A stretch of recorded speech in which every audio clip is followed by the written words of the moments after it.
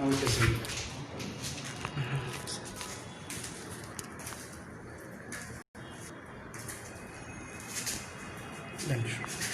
আলাইকুম। আমি ডক্টর মোহাম্মদ মাহবুব রহমান, প্রভাষক, ফেনী হোমিওপ্যাথিক মেডিকেল কলেজ হাসপাতাল। সম্মানিত অডিয়েন্স, শিক্ষার্থীবৃন্দ, আজকে আমরা প্রথম বর্ষের অর্গান অফ মেডিসিন নিয়ে আলোচনা করব। অর্গান অফ মেডিসিনের 7ম অধ্যায়, সূত্র নম্বর 11 থেকে 16। আজকে আমাদের আলোচ্য বিষয় রোগ ও শ্রেণীবিভাগ নিয়ে। রোগ কি সম্পর্কে জানতে হলে আমাদেরকে আগে জানতে হবে এই রোগটার উৎপত্তি কীভাবে, এই রোগ কীভাবে আমাদের শরীরে অ্যাটাক করে, এবং তার আগে জানতে হবে জীবনী শক্তি কী, কোন শক্তি বলে মানুষ পরিচালিত হয়, আমাদের দেহ জীবন পরিচালিত হয়, আমাদের মন পরিচালিত হয়, সেই জীবনী শক্তি কী। আমরা যদি এক কথায় বলি যে জীবনী শক্তি কী, তাহলে আমরা এর কথা বলবো জীবনী শক্তি হলো এক প্রকার সূক্ষ্ম শুভ শক্তি। আর যদি রোগ শক্তি সম্পর্কে বলি, এক কথায় রোগ শক্তি হলো এক প্রকার অশুভ শুভ শক্তি। স্টুডেন্টবৃন্দ, তাহলে দেখুন আমরা চলে আসছি আজকে টপিক্সে। আজকে টপিক্সের মূল প্রতিবেদ্য হলো রোগ ও শ্রেণীবিভাগ। হোমিওপ্যাথি মতেই রোগ কি? রোগ হলো প্রতিনিয়ত আমাদের জীবনী শক্তি এবং রোগ শক্তি পরস্পরের সাথে বিগ্রহে লিপ্ত হয়, পরস্পরের তর্কে লিপ্ত হয়, পরস্পরের সাথে একটা যুদ্ধে লিপ্ত হয়। যখন বহিরাগত অশুভ রোগ শক্তি অভ্যন্তরস্থ জীবনী শক্তিকে পরাস্ত করে, অর্থাৎ জীবনী শক্তি যখন হেয় প্রতিপন্ন হয়ে যায়, জীবনী শক্তি যখন পরাস্ত হয়ে যায়, তখন উক্ত জীবনী শক্তি কিছু আকুতি জানায়, আবেদন জানায়, নিবেদন জানায়। সেগুলো হলো তার আকুতি আবেদনগুলো হলো লক্ষণ। যেমন উদাহরণ দেওয়া যেতে পারে, আপনি একটা বাইসাইকেল চালাচ্ছেন, তো আপনি যখন বাইসাইকেলটা চালাচ্ছেন, এখন সামনের দিকে ঠেলতে গিয়ে দেখলেন সাইকেলটা চলে না, পর শব্দ হয়। আপনি গ্যারেজে নিয়ে গেলেন, মেকানিককে যখন দেখালেন, মেকানিক আপনাকে বললো যে আপনার সাইকেলটার যে শব্দ হয় এটা একটু সমস্যা হয়ে গেছে। সেটা হলো এই, সাইকেলটা জ্যাম হয়ে গেছে, এখানে কিছু তৈল দিলে এবং ভালো হয়ে গেল। তো তৈল দেওয়ার পরে আপনার সাইকেলটা ভালো হয়ে গেল, আপনি চালিয়ে চলে আসলেন। এখানে দেখা গেল আপনার বাইসাইকেলের যে পরপর শব্দটা হয়েছে, এই শব্দটা হলো বাইসাইকেলের ভিতরগত যে একটা অবস্থান, সে অবস্থানের একটা সংকেত, একটা সিমটম, একটা লক্ষণ। তো শিক্ষার্থীবৃন্দ, আমরা দেখব যে আমাদের জীবনী শক্তি যখন পরাস্ত হয়ে যায়, তখন সে কিছু সিমটম দেয়, কিছু লক্ষণ দেয়, কিছু আকুতি জানায়, কিছু নিবেদন জানায়। আর সেই নিবেদনটা, আকুতিটা হলো লক্ষণ। আর হোমিওপ্যাথি মতে এই লক্ষণ সমষ্টি রোগ। এবার দেখি তাহলে আমরা সঠিকভাবে বলতে পারি বা সংক্ষেপে বলতে পারি, অর্থাৎ জীবনী শক্তির বিশৃঙ্খলার ফলে মানব দেহ ও মনে যে অবস্থার সৃষ্টি হয়, অর্থাৎ অস্বস্তিকর যে অবস্থার সৃষ্টি হয়, বিশৃঙ্খলিত যে অবস্থার সৃষ্টি হয়, সেটাই রোগ। সহজ কথায়, জীবনী শক্তির বিশৃঙ্খলার কারণে মানব দেহ এবং মনে যে বিশৃঙ্খলিত অবস্থার সৃষ্টি হয়, তাকে রোগ বলে। হোমিওপ্যাথি মতে রোগ দুই প্রকার। আমরা ব্ল্যাকবোর্ডের দিকে লক্ষ্য করি, একটু দেখি। হোমিওপ্যাথি মতে রোগ দুই প্রকার। এক, চিররোগ, যেটাকে অ্যাকুইট ডিজিজ। এক, অচির রোগ, যেটাকে অ্যাকুইট ডিজিজ বলা হয়। দুই, চিররোগ, যেটাকে ক্রনিক ডিজিজ বলা হয়। আসুন আমরা এবার জেনে নিই অচির রোগ কি। অচির রোগ কাহাকে বলে? অচির রোগ আমরা সাধারণ ভাষায় বলতে পারি যে রোগ হঠাৎ করে মানব শরীরে আবির্ভূত হয়, মানব শরীরে ঝঙ্কার সৃষ্টি করে, তুমুল আকার ধারণ করে, এমনকি রোগীর মৃত্যু পর্যন্ত হতে পারে। আবার অনেক সময় ঔষধ সেবনে, কোনো সময় ঔষধ সেবন ছাড়াও সে রোগ ভালো হয়ে যেতে পারে। সেটা হলো অচির রোগ। শিক্ষার্থী বন্ধুরা, আমরা এবার জেনে নেব চিররোগটা কি। চিররোগ, যার ইংরেজি প্রতিশব্দ হলো ক্রনিক ডিজিজ। আমরা অনেক সময় দেখে থাকি বা জেনেও থাকি বা শুনেও থেকেছি ক্রনিক ডিজিজ, সেটা হলো চিররোগ। হোমিওপ্যাথি মতে চিররোগটা কি, অর্থাৎ চিরমায়াজম দ্বারা সৃষ্টি। চিরমায়াজম বলতে এখানে সোরা, সিফিলিস এবং সাইকোসিসকে বোঝানো হয়েছে। এই চিরমায়াজম দ্বারা সৃষ্ট যে রোগ অতি সংগোপনে মানব শরীরে প্রবেশ করে, আস্তে আস্তে ওই মানুষটাকে, ওই ব্যক্তিটাকে, ওই রোগীটাকে মৃত্যুর মুখে ঠেলে দেয়। এটা পর্যায়ক্রমে, অর্থাৎ জেনেটিকভাবে আসতে পারে, পিতা থেকে পুত্রে, স্বামী থেকে স্ত্রীতেও আসতে পারে। এবং এই রোগটা সুনির্বাচিত সদৃশ বিধান মতে কোনো ঔষধ সেবন ছাড়া কখনো কিওর হয় না বা আরোগ্য লাভ করে না।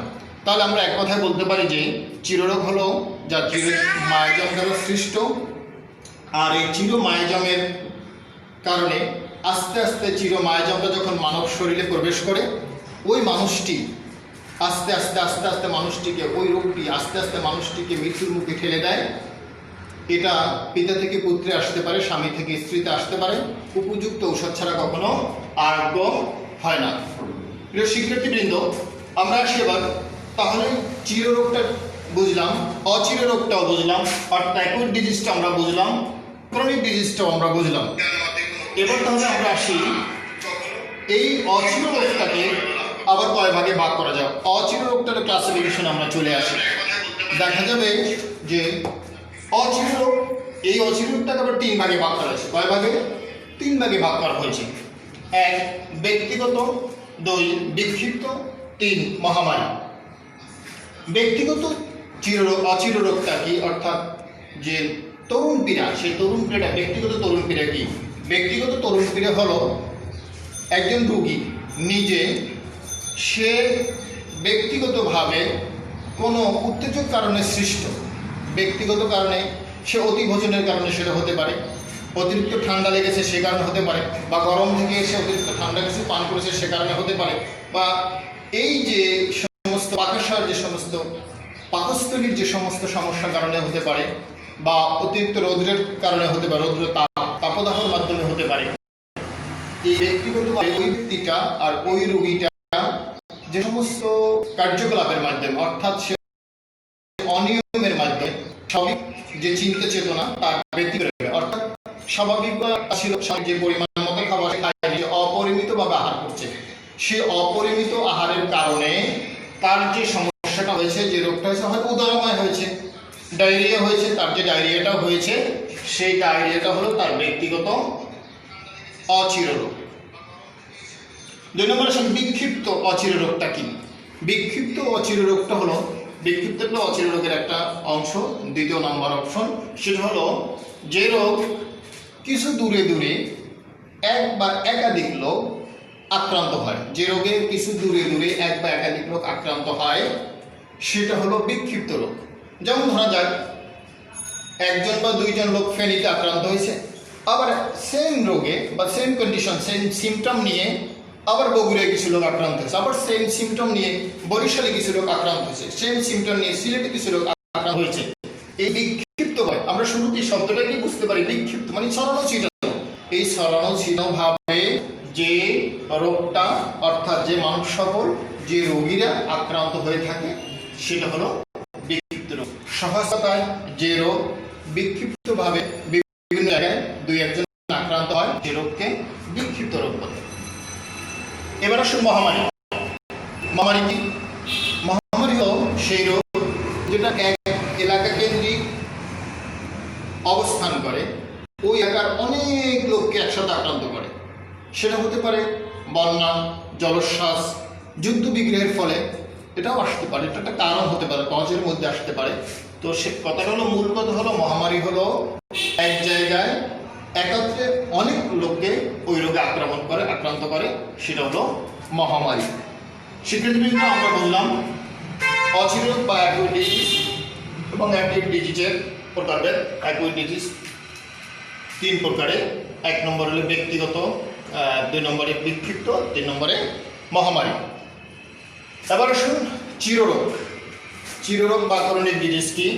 চিররোগ বা ক্রনিক ডিজিজ আমরা একটু আগের আলোচনার সংজ্ঞাটা শুনেছি, আমি আবারও বলছি, আপনারা যারা লিখবেন লিখে নিতে পারেন। তো চিররোগ হলো যে রোগ চিরমায়াজম দ্বারা সৃষ্ট, যা অতি সংগোপনে মানব শরীরে প্রবেশ করে, দীর্ঘকাল মানব শরীরে অবস্থান করে আস্তে আস্তে ব্যক্তিটিকে মৃত্যুর মুখে ঠেলে দেয়।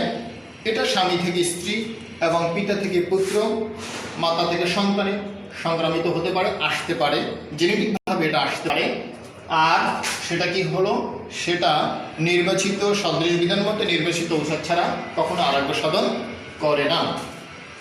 আমরা চিররোগটা যদি একটু ডিটেলস আলোচনা করি, বিস্তারিত আলোচনা করতে যাই, তাহলে দেখব চিররোগটার আবার 3 প্রকার। একটা হলো প্রাকৃতিক চিররোগ, 2 হলো কৃত্রিম চিররোগ, 3 অলিক বা মিথ্যা চিররোগ। এবার আসা যাক প্রাকৃতিক চিররোগ কি। আমরা প্রাকৃতিক শব্দটা শুনে অনুমান করতে পেরেছি যে এটা হলো সৃষ্টিকর্তা পদার্থ, অর্থাৎ স্বাভাবিকভাবে যেটা এসেছে, স্বাভাবিকভাবে যেটা প্রাপ্ত হয়েছে, সৃজনশীলতা থেকে যেগুলো পেয়েছে, সেটা হলো প্রাকৃতিক চিররোগ। অর্থাৎ আমি বলবো এটাই সোরা সিফিলিস সাইকোসিস, এই চিরমায়াজমে আক্রান্ত হয়ে যে রোগটা আসছে আপনার মধ্যে বা যে রোগটা আসছে রোগীর মধ্যে, সেটা হলো প্রাকৃতিক চিররোগ। সংক্ষেপে আমরা কৃত্রিম চিররোগ কি সেটাও জেনে নেই। কৃত্রিম চিররোগ, কৃত্রিম বলতেই আমরা বুঝি যে এটা কোনো একটা সৃষ্ট, অর্থাৎ ন্যাচারের বিপরীতে কিছু একটা, অথবা স্বাভাবিকভাবে আসেনি বা স্বাভাবিকভাবে সে পরিবেশটা ছিল, সেটাকে ডাইভার্ট করে অন্য পরিবেশকে নেওয়া হয়, সেটা হলো কৃত্রিম পরিবেশ। সেটা হলো এভাবে, সেটা কৃত্রিম চিররোগটা আমরা এভাবে বুঝতে পারবো যে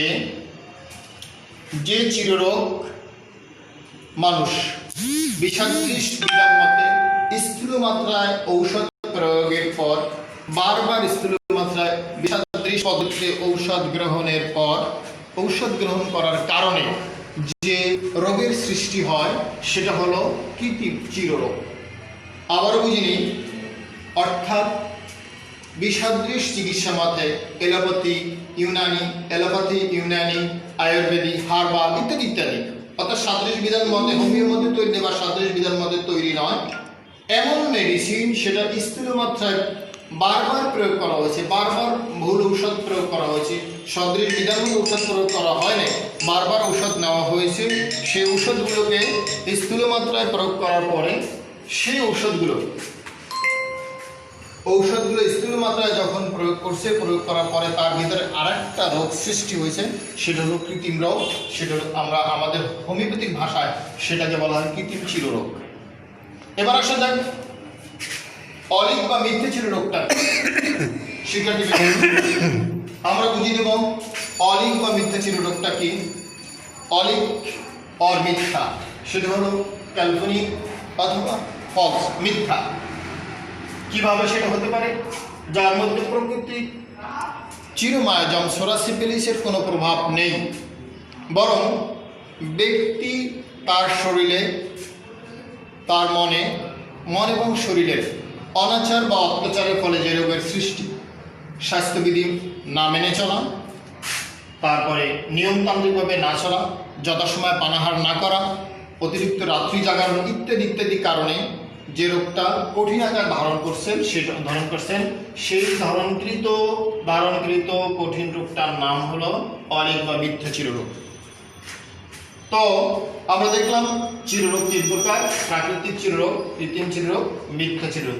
আমরা শুনে নিলাম প্রাকৃতিক চিররোগের সংজ্ঞা, কৃত্রিম চিররোগের সংজ্ঞা, অলিক বা মিথ্যা চিররোগের সংজ্ঞা। শিক্ষার্থীবৃন্দ, আমরা এই চ্যাপ্টার থেকে, এই অধ্যায় থেকে মোটামুটি কি শিখতে পেলাম এবং কি ধরনের প্রশ্ন আমাদের পরীক্ষা আসতে পারে, সেটা আমরা এখন একটু জেনে নেই। আমরা এখানে যা দেখলাম রোগ, আমি কিন্তু রোগ সম্পর্কে আলহামদুলিল্লাহ বিস্তারিত আলোচনা করার চেষ্টা করছি। আপনারা দেখেন রোগ, প্রথম রোগটাকে আমরা 2 ভাগে ভাগ করলাম, একটা অচির রোগ আর একটা চিররোগ, অ্যাকুইট ডিজিজ, ক্রনিক ডিজিজ। আবার অচির রোগের আমরা পেলাম 3 প্রকার: ব্যক্তিগত অচির রোগ, বিক্ষিপ্ত অচির রোগ, আর একটা হলো মহামারী অচির রোগ। অ্যাকুইট ডিজিজের 3টা হলো ব্যক্তিগত, বিক্ষিপ্ত, মহামারী। আর একটা হলো চিররোগ। চিররোগের আমরা 3টা অপশন পেলাম, 3টা প্রকার পেলাম। একটা হলো প্রাকৃতিক, 2 নম্বর কৃত্রিম, 3 নম্বর অলিক বা মিথ্যা চিররোগ।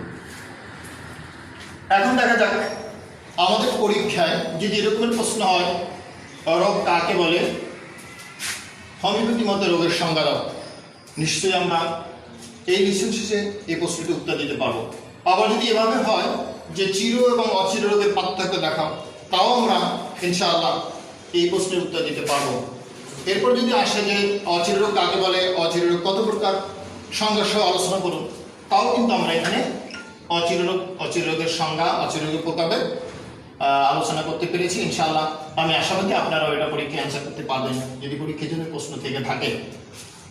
চিররোগের ক্ষেত্রেও সেইটা, চিররোগের বিশেষ করে চিররোগের প্রশ্ন থাকেই, বা এই অপশন থেকে, এই অধ্যায় থেকে কয়েকটা প্রশ্ন থাকে। যদি আমরা চিররোগের সংজ্ঞায়িত যাই, চিররোগের সংজ্ঞা আমরা পাবো, চিররোগের সংজ্ঞা পেলে চিররোগের প্রকারভেদটাও পাবো। যদি প্রশ্নটা এমন হয় চিররোগ কাকে বলে, চিররোগ কত প্রকার, কি কি, অথবা প্রাকৃত এবং অলিক চিররোগের মধ্যে পার্থক্য নির্ণয় করো, নিঃসন্দেহে আমরা পারবেন। আল্লাহ চাইতো ইনশাআল্লাহ আগামী ক্লাসে আমরা অষ্টম অধ্যায় এর আলোচনা নিয়ে আসবো। শিওর যে আপনারা সকলে ভালো থাকুন, সুস্থ থাকুন, সহি সালামত থাকুন। আর এই আমরা আজকে যে ক্লাসগুলো করলাম এগুলো বাড়িতে বসে দেখুন। সবাই ভালো থাকেন। আসসালামু আলাইকুম রহমতুল্লাহ। প্রশ্নোত্তর রাখবো না, প্রশ্নোত্তর আছে কেউ ক্লোজ করুন।